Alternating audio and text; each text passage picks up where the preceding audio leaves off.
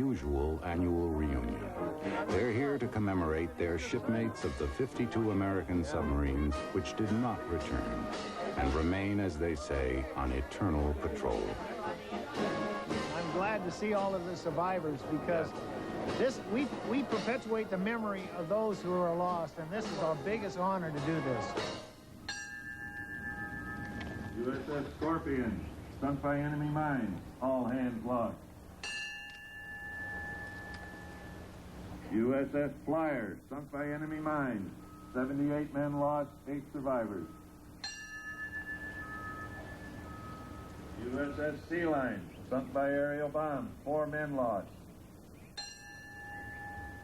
Although only 2% of U.S. naval power, these submariners sank 1/3 of the Japanese Navy and 2/3 of their merchant marine, more than 5 million tons of shipping.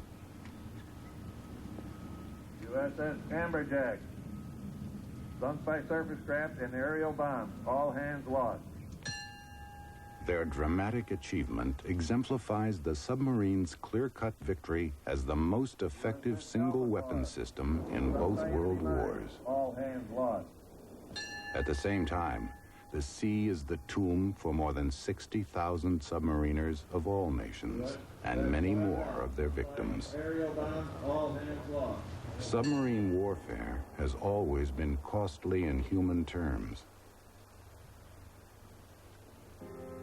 Almost everyone who set foot in the human-powered Hunley was to perish on her 5 voyages. Nonetheless, during the American Civil War, the Hunley became the first submarine to sink another ship, though she sank herself in the process, with all hands lost. By 1904, submarining was still a risky business, but the development of John Holland's gasoline-driven boat at least improved the chances of resurfacing. When war broke out in 1914, the basic design of an effective diesel-electric submarine was established. But there was another problem to overcome. Submarines were underhand, underwater, and damned un-English. That's an actual quote, by the way.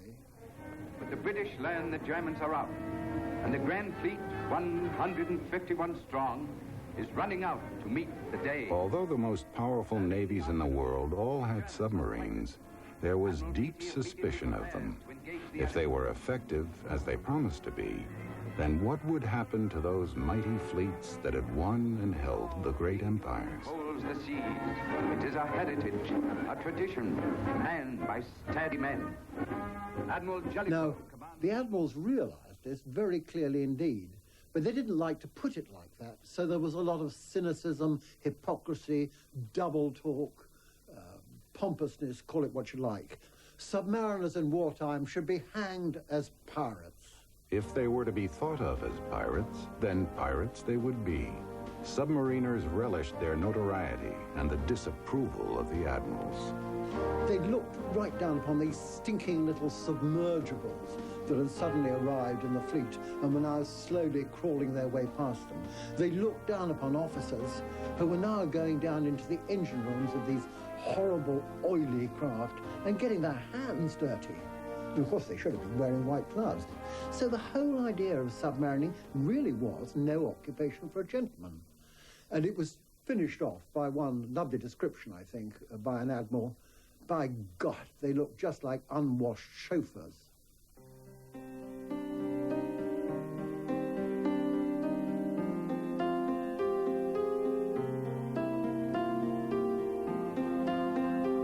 To be in submarines in the Royal Navy marked you as socially inferior, a mere tradesman. They bear in place of classic names, letters and numbers on their skin.